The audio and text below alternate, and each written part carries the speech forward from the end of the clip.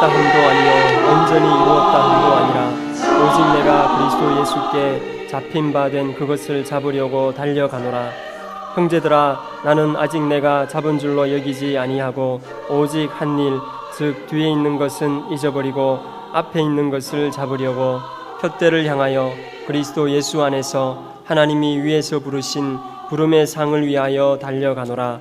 그러므로 누구든지 우리 온전히 이룬 자들은 이렇게 생각할지니 만일 어떤 일에 너희가 달리 생각하면 하나님이 이것도 너희에게 나타내시리라. 오직 우리가 어디까지 이르렀던지 그대로 행할 것이라. 아멘.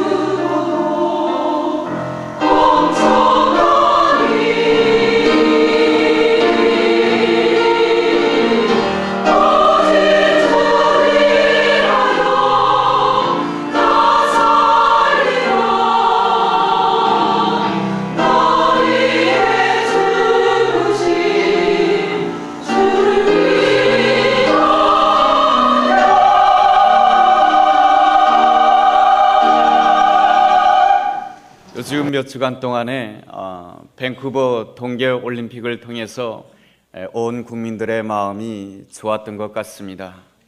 선진국의 스포츠라고 하는 동계올림픽에서 우리의 젊은이들이 참으로 열심히 준비해서 좋은 성적을 거두고 또한 메달도 많이 땄습니다.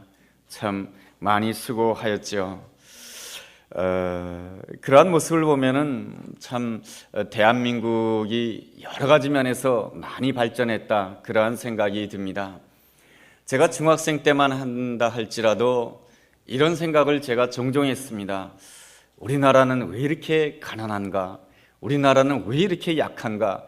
이러한 생각들을 많이 했는데요. 지금은 우리 대한민국이 굉장히 달라진 것 같아요. 캐나다 사람들은 한국에 대해서 이렇게 평가한다라고 하죠. 한국은 작지만 강한 나라라고 말이죠. 그리고 며칠 전에 한 영국의 칼럼니스트가 이렇게 글을 적었습니다. 한국은 역사적으로 볼 때에 늘 중국과 일본에 치여서 살아왔다라고 하는 것입니다. 그런데 오늘날에 와서는 한국이 많이 성장하여서 정치적으로나 경제적으로 세계 열강들과 어깨를 나란히 할 수 있게 되었다라고 하는 글을 쓰기도 하였습니다. 이 모든 것들이 다 우리 하나님께서 이 땅에 베푸신 은혜인 줄로 믿습니다. 하나님께서 이 땅에 복음의 씨앗을 뿌려주시고 은혜의 바람이 불게 하시고 성령의 바람이 불도록 우리 하나님이 축복해 주신 줄로 믿습니다.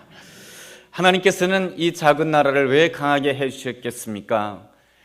우리는 하나님의 은혜를 받게 되면 늘 부담감을 가져야 됩니다. 무엇에 대한 부담감입니까? 사명에 대한 부담감이죠. 우리가 가져야 될 중요한 사명의 부담감은 무엇이겠습니까? 우리와 가장 근접해 있는 북한 땅에 대한 부담감이 있어야 됩니다. 또한 전 세계에 하나님을 알지 못하는 수많은 그러한 사람들에게 주님의 복음을 증가하고자 하는 아름다운 부담감이 있어야 됩니다. 그래야 그 부담감을 통해서 나에게 불어온 그 성령의 바람이 그들에게도 불어가게 되는 것입니다. 이 바람이라고 하는 것은 말이죠, 늘 불어야 되는 거예요. 그렇지 않고 바람이 지나가다가 한 곳에 바람이 고이게 되면은 그 바람도 썩게 되어 있습니다. 그러므로 여러분들, 하나님께서 베푸시는 은혜가 있을 때 우리는 나 자신에게만 관심을 두지 않고 내 옆에 있는 사람, 또 내 주변에 있는 사람, 우리의 기도의 지경을 날마다 넓혀야 될 줄로 믿습니다. 그럴 때에 나에게 불어온 그 성령의 바람이 흘러가게 되는 것이죠. 나에게 불어온 그 성령의 바람이 흘러가게 될 때에 늘 내 심령 가운데는 신선한 성령의 바람, 거룩한 바람, 놀라운 축복의 바람이 우리의 삶 가운데 날마다 불게 될 줄로 믿습니다. 그 은혜가 우리 모두에게 함께하게 되기를 주의 이름으로 축원합니다. 또 올림픽 이야기를 한 가지 하려고 하는데요. 많은 선수들이 참 노력 많이 해서 메달을 땄지만은 그 가운데 제가 주목하고 싶은 선수는 이승훈 선수라고 하는 선수입니다. 이 선수가 본래는 쇼트트랙 선수였다라고 하지 않습니까? 이 쇼트트랙을 경기하다가 올림픽에 나가고 싶었는데 대표팀 선발전에서 떨어진 거예요. 그래서 이 사람은 포기하지 않고요, 다시금 종목을 바꿨습니다. 스피드 스케이팅 종목으로 말이죠. 쇼트트랙을 달리다가 스피드 스케이팅 종목으로 바꾼다라고 하는 것은 대단히 어려운 일이라고 합니다. 모든 주변 사람들이 반대했다라고 하는 거예요. 그런데 이 이승훈 선수는 7개월 전에 종목을 바꾸어서 그 올림픽에 나갔습니다. 그 선수가 왜 그렇게 한 것입니까? 자나깨나 그 사람의 머릿속에는 무엇만 들어있었냐면은 올림픽이 들어있었기 때문에 그렇습니다.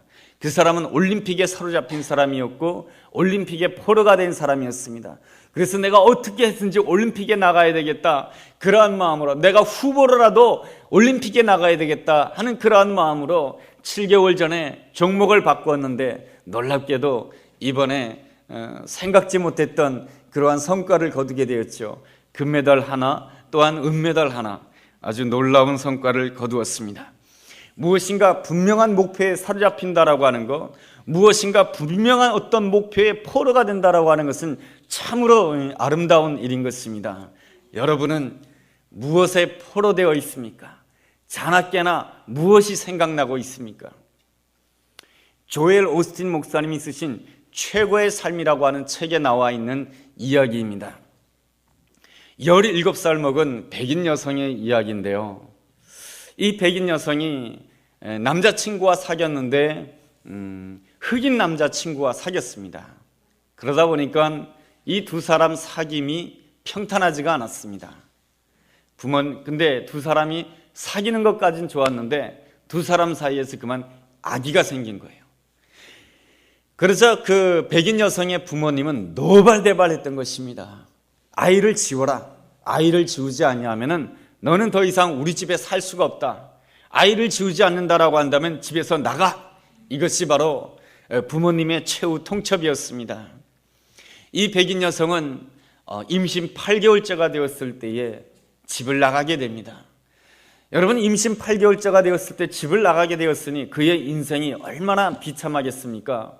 본래 그의 인생은 내가 커서 피아니스트가 되어야 되지, 그러한 꿈을 꾸었지만은 임신 8개월째가 된 상태에서 홀로 집을 나간다라고 하는 것은 정말로 인생이 막막했던 것이죠. 아무도 이 여자를 반겨주지 아니하였습니다. 그를 반겨주는 것은 마약의 소굴이었던 것입니다. 그래서 마약에 취하게 되는 그러한 인생이 될 뻔하였는데 말이죠. 길거리를 지나가다가 복음 전도자를 만나게 되었습니다. 복음 전도자를 통하여서 길거리에서 예수님을 영접하였습니다. 내가 예수님을 영접합니다. 내가 하나님의 딸이 되기를 원합니다. 그렇게 기도하고 나서 그 복음 전도자를 통해서 성경책 한 권을 선물 받았습니다.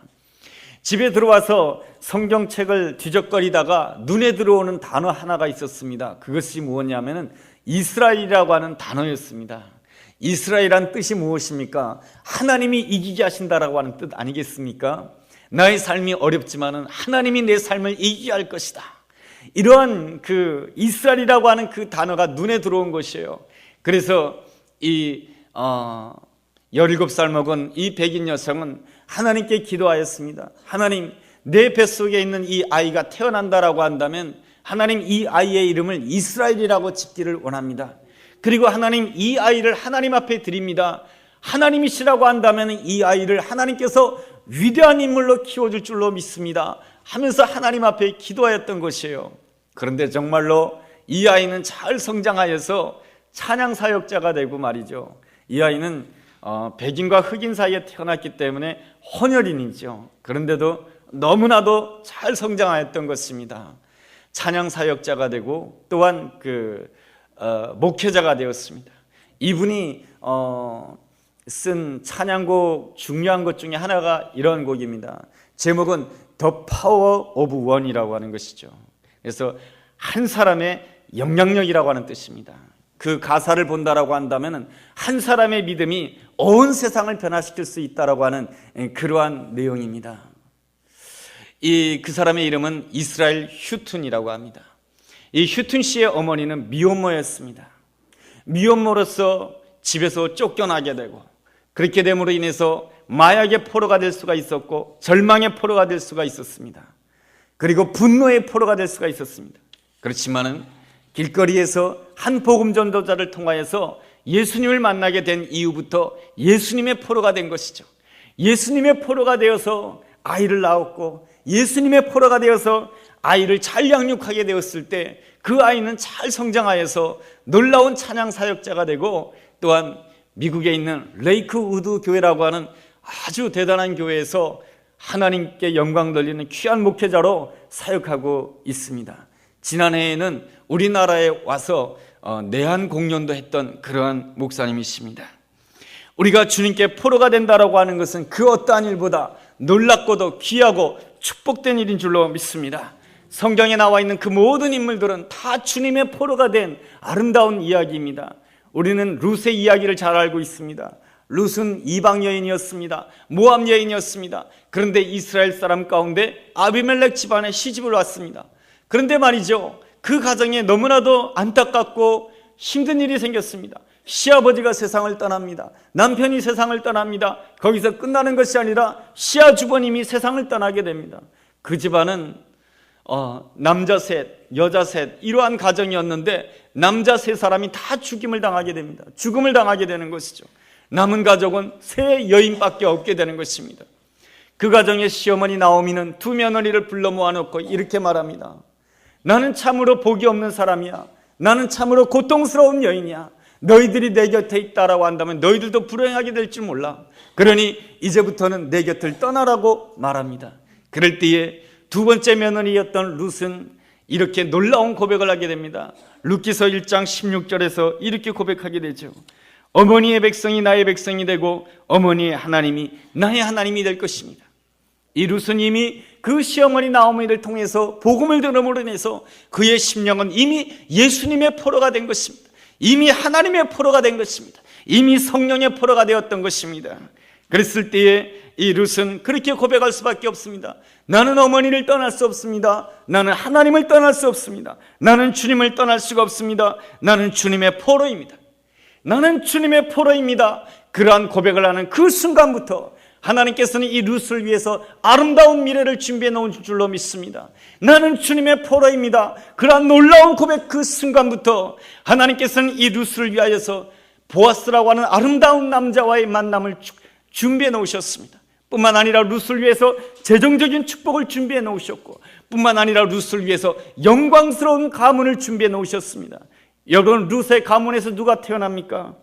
다윗이 태어나죠. 이 룻의 가문에서 누가 탄생하게 됩니까? 메시아가 태어나게 되는 것이죠.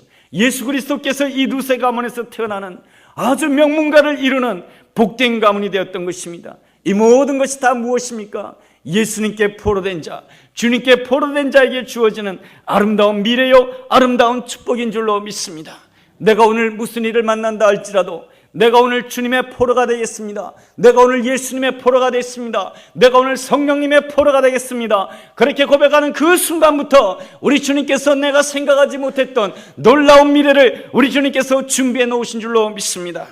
나는 오늘 무엇에 대해서 포로가 되어 있습니까? 나는 늘 물질에 대해서 포로가 되어 있습니까? 늘 돈하는 것에 포로가 되어 있습니까? 명예의 포로가 되어 있습니까? 욕망의 포로가 되어 있습니까? 가장 힘든 문제는 자기 자신에게 포로가 되는 것입니다. 나 자신에게 포로가 되면 두 가지 현상이 나타납니다. 뭔가 한 가지를 잘하면 내가 최고다라고 생각하는 그러한 교만한 자가 되는 것이죠. 뭐 하나 실패하면 또 이렇게 생각합니다. 이 세상에 나만큼 형편없는 사람은 없을 거야. 이 세상에 나같이 보잘것없는 사람이 없을 거야. 자기 연민에 빠지는 사람이 된다라고 하는 것입니다. 그래서 우리 주님께서는 누가복음 4장 18절에서 이렇게 말씀하십니다. 내가 왜 이 땅에 왔는가? 포로된 자에게 자유를 주시기 위해서 이 땅에 오셨다라고 말씀해 주고 있습니다.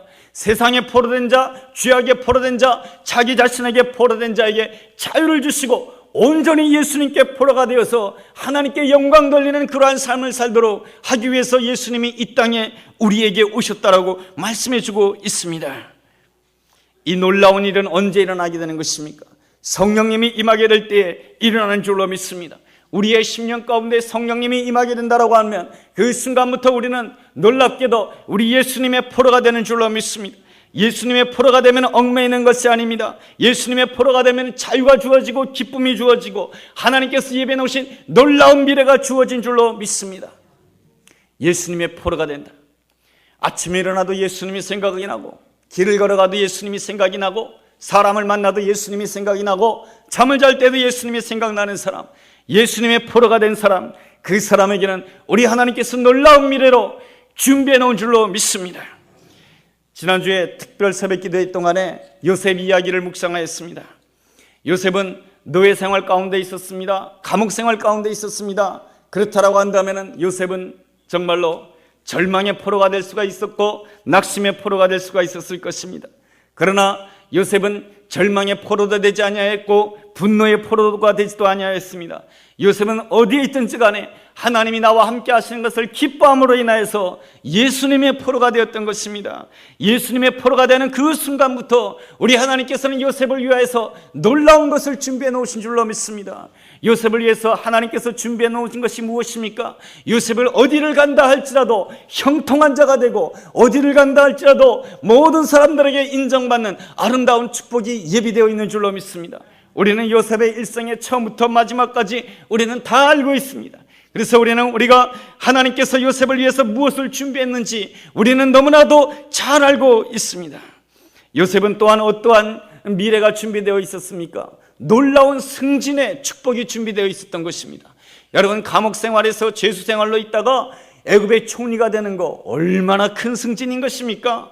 우리 주님의 포로가 된다라고 한다면 이렇게 내가 생각지도 못했던 놀라운 승진의 축복도 준비되어 있는 줄로 믿습니다. 또한 요셉을 위해서 준비되어 있는 것이 무엇입니까? 요셉 한 사람만 복받는 것이 아니에요. 요셉 옆에 있는 모든 사람들까지 축복을 받는 아름다운 미래가 준비되어 있습니다. 뿐만 아니에요. 요셉에게 주어진 가장 아름다운 축복은 나와 가까운 사람을 용서하는 축복이, 나와 가까운 사람과 화목하게 되는 축복이. 요셉은 원수 같은 그 형제들을 만나게 되었을 때 화해하는 축복을 누리게 되고 형제들을 용서하는 그 아름다운 축복을 누리게 됩니다. 이 아름다운 축복 누가 준비해 놓은 것입니까? 우리 주님께서 준비해 놓은 것입니다. 우리 주님께서 누구를 위해서 준비해 놓으셨습니까? 주님께 포로가 된 자에게, 오직 주님을 날마다 사모하는 자에게 내가 주님께 사로잡히기를 원합니다. 내가 예수님께 사로잡히기를 원합니다. 이러한 자에게 우리 주님께서 요셉에게 허락하셨던 그 아름다운 미래 나에게도 허락된 줄로 믿습니다. 오늘 본문에 기록되어 있는 사도 바울 역시 예수님께 포로된 자인 것이죠. 12절 말씀에 이렇게 기록되어 있습니다. 내가 이미 얻었다 함도 아니요 온전히 이루었다 함도 아니라 오직 내가 그리스도 예수께 잡힌 바 된 그것을 잡으려고 달려가노라. 나는 예수님께 잡혔다라고 고백해주고 있습니다. 나는 예수님께 포로가 되었다라고 하는 것이죠. 사도 바울은 오늘 본문을 통해서 예수님께 포로된 자에게는 어떠한 삶을 살아야 되는지 우리에게 잘 가르쳐주고 있습니다. 첫째로, 예수님께 포로된 자는 하나님께서 나를 위해서 아름다운 미래가 있음을 믿어야 되는 것입니다. 오늘 본문 14절 말씀에 이러한 말씀이 있습니다. 표대를 향하여 그리스도 예수 안에서 하나님이 위에서 부르신 부름의 상을 위하여 달려가노라. 사도 바울은 믿었습니다. 하나님께서 나를 부르셨습니다. 하나님께서 나를 다메섹 도상에서 부르셨습니다. 하나님께서 나를 부르셨기 때문에 나를 부르신 그 주님께서는 나를 위한 부름의 상이 있는 줄로 믿습니다. 오늘 우리가 이 자리에 있는 것은 우리 주님께서 부르신 줄로 믿습니다. 우리 주님께서 우리를 부르실 때는 아무렇게나 부르고 아무렇게나 잊어버리는 그러한 주님이 아니신 것입니다. 나를 부르실 때는 반드시 나를 위해서 준비해 놓으신 아름다운 미래가 있는 줄로 믿습니다. 우리는 무엇보다도 믿는 일에 힘써야 될 줄로 믿습니다. 우리는 믿는 일에 힘써야 되는데 이상하게도 우리는 근심하는 일에 힘쓰고, 그리고 낙심하는 일에 힘쓰고, 원망하는 일에 힘쓰고, 불평하는 일에 힘씁니다. 12명 정탐꾼의 이야기입니다. 여러분, 10명의 정탐꾼은 무엇에 힘썼습니까? 이 12명 정탐꾼에게는 모두가 다 하나님께서 애굽 땅에 있는 이 12명의 정탐꾼을 불러낼 때는 하나님께서 이미 예배해 놓으신 적과 꿀이 흐른 땅에 미래가 있었던 것입니다. 그런데 이 10명의 정탐꾼들은 무엇하는 일에 힘썼습니까? 근심하는 일에 힘썼습니다. 원망하는 일에 힘썼습니다. 불평하는 일에 힘썼습니다. 그러므로 인하여서 그 10명의 정탐꾼은 광야에서 죽음을 맞이하게 됩니다. 반면에 믿는 일에 힘썼던 여호수아와 갈렙은 어떻게 되었습니까? 여호수아는 하나님의 은혜로 말미암아 이스라엘의 최고 지도자가 되었습니다. 승진의 축복을 받은 것이죠. 풍성함의 축복을 받은 것이죠. 뿐만 아니라 갈렙 역시 하나님께로부터 놀라운 은혜와 축복을 받았습니다. 갈렙이 85세가 되었을 때 아낙 산지를 보면서 이렇게 고백을 하게 됩니다. 40년 전이나 지금이나 내가 주님을 향한 열정, 주님을 향한 그 믿음은 똑같습니다. 저 산지를 내게 주소서. 하나님이 나와 함께 하신다라고 한다면 저 산지를 내가 능히 감당할 수 있습니다. 이러한 고백을 통해서 믿는 일에 힘쓰므로 인해서 갈렙은 가나안 땅을 제일 먼저 정복하게 되는 놀라운 하나님의 사람이 되었던 것입니다. 예수님의 포로가 되기를 사모하십시오. 예수님의 포로가 되기를 사모하게 될 때에 우리 주님께서는 반드시 예수님의 포로가 된 자를 위하여서 미래를 준비해 놓은 줄로 믿습니다. 믿음에 힘쓰시기 바랍니다. 근심보다, 원망하는 일보다 믿는 일에 힘쓰게 될 때 우리는 반드시 우리 주님께로부터 이러한 음성을 듣게 될 줄로 믿습니다. 내 믿음대로 될지어다. 이 놀라운 축복의 메시지를 듣는 우리 모든 사람들이 되기를 주의 이름으로 축원합니다. 둘째로, 예수님의 포로가 된 사람들은 과거를 잊어버릴 줄 알아야 되는 것입니다. 13절 말씀에 이러한 말씀이 있습니다. 중반절 보면은 오직 한 일, 즉 뒤에 있는 것은 잊어버리고 앞에 있는 것을 잡으려고 합니다 라고 하는 그 말씀이 기록되어 있습니다. 과거를 철저하게 기억하는 것은 아름다운 일이 아닙니다. 나는 지난날 네가 나에게 무슨 말을 했는지 나는 정확하게 기억하고 있어. 지난날 너는 나에게 무슨 일을 하였는지 나는 지난날 정확하게 기억하고 있어. 여러분, 이러한 기억 속에는 무슨 기억만 있습니까? 아픈 기억만 있고 상처의 기억만 있고 안타까움의 기억만 있지 않겠습니까? 주님께 포로된 자는 과거를 잊어버려야 될 줄로 믿습니다. 우리 성령님께서 이 시간에 함께 해주심으로 인하여서 지난날의 그 아팠던 과거, 힘들었던 과거, 그 모든 것들을 잊게 되는 아름다운 축복이 우리 모든 성도님들에게 임하게 되기를 주의 이름으로 축원합니다. 또한 과거에 자랑하던 것도 잊어버릴 줄 알아야 되는 것입니다. 과거를 너무 자랑하게 되면은 하나님께서 준비해 놓으신 오늘에 충성할 수 없고 하나님이 준비해 놓으신 미래를 맞이할 수가 없습니다. 어떤 이들은 이렇게 말합니다. 나는 과거에 열심히 기도했는데, 나는 과거에 열심히 봉사했는데, 그러면 무슨 말입니까? 오늘은 그렇지 않다라고 하는 것이죠. 과거에 대한 그러한 자랑은 오늘 충성하는 데 방해가 되는 것이며, 과거에 대한 자랑은 하나님께서 준비해 놓으신 미래로 나아가지 못하게 만드는 장애물이 될 뿐인 것입니다.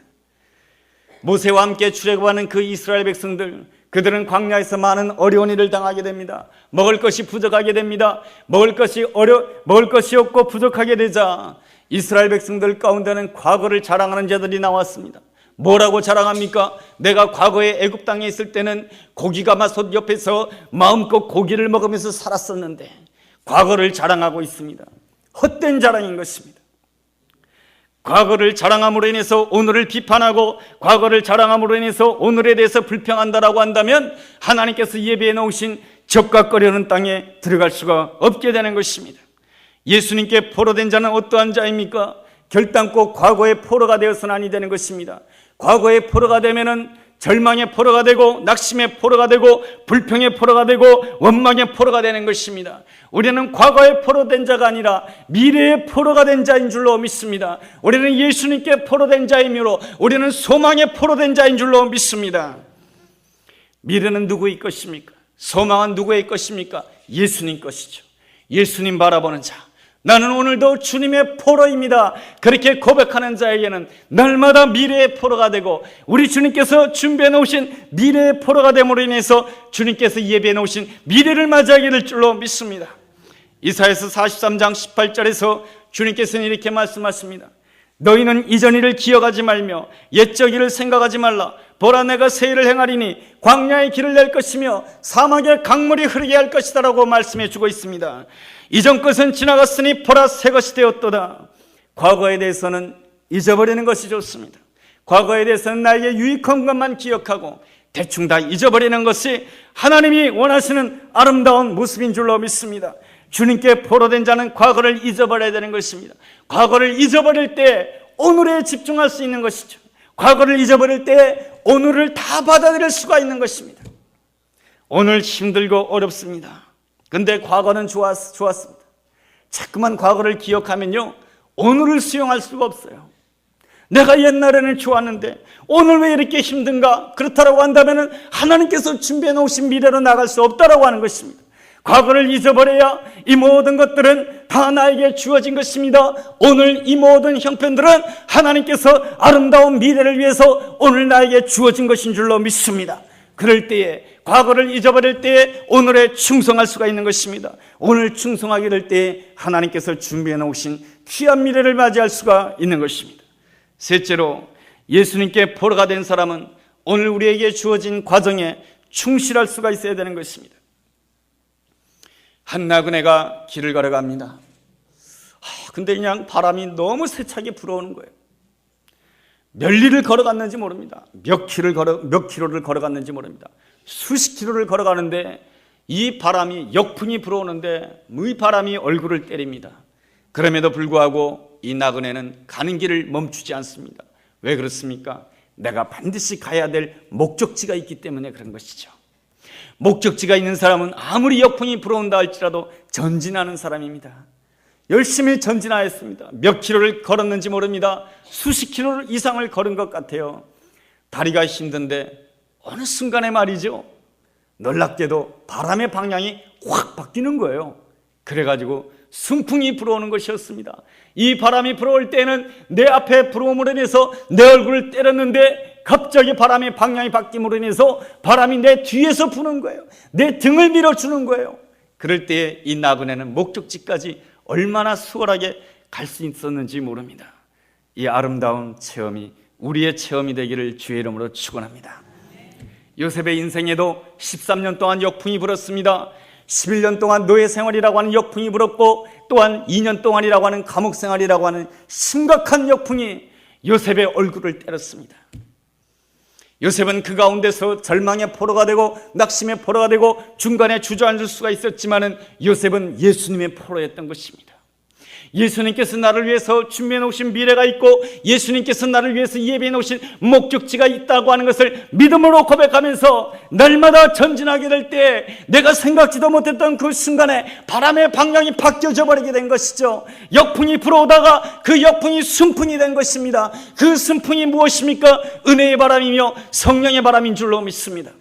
이 요셉이 은혜의 바람, 성령의 바람이 불어오게 되는 그 순간부터 요셉은 놀랍게 인생이 바뀌어지게 되는 것이죠. 승진을 해도, 인생의 승진을 해도 그렇게 승진할 수가 없는 거예요. 애굽의 총리로 승진하게 되고, 뿐만 아니라 형제들과 원수 관계였는데 형제들과 다 화해를 하게 되고 말이죠.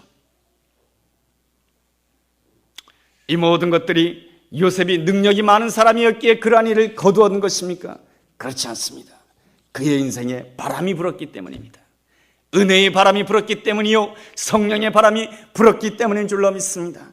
이 놀라운 은혜의 바람, 이 놀라운 성령의 바람은 누구에게 불어닥치는 것입니까? 오늘 나의 삶 가운데 역풍이 불어온다 할지라도 내가 가는 그 발걸음, 하나님께서 나에게 주신 그 목적지를 향하여서 쉬지 않고 전진하며 기도하며 순종하며 나아가는 자에게 반드시 우리 주님께서는 그 역풍을 순풍으로 바꿔주는, 어느 순간에 내가 생각지 못했던 그 순간에 하나님의 때에 그 역풍을 순풍으로 바꿔줄 줄로 믿습니다. 이 놀라운 은혜가 우리에게 함께할 줄로 믿습니다. 기도하겠습니다. 하나님, 어떠한 형편 가운데서도 예수님의 포로가 되기를 원합니다. 예수님 안에 있는 사랑, 예수님 안에 있는 축복, 예수님 안에 있는 기적, 예수님 안에 있는 부활의 모든 영광, 그 모든 것들이 다 나를 위해서 준비해 놓은 것인 줄로 믿습니다. 역풍이 불어온다 할지라도 오늘 내가 믿음으로 순종하게 도와주옵시고, 하나님의 때에 하나님이 준비해 놓으신 순풍, 은혜의 바람, 성령의 바람을 체험함으로 인하여 하나님께 영광 돌리는 복된 삶이 되게 하여 주시옵소서. 예수님 이름으로 기도했습니다. 아멘.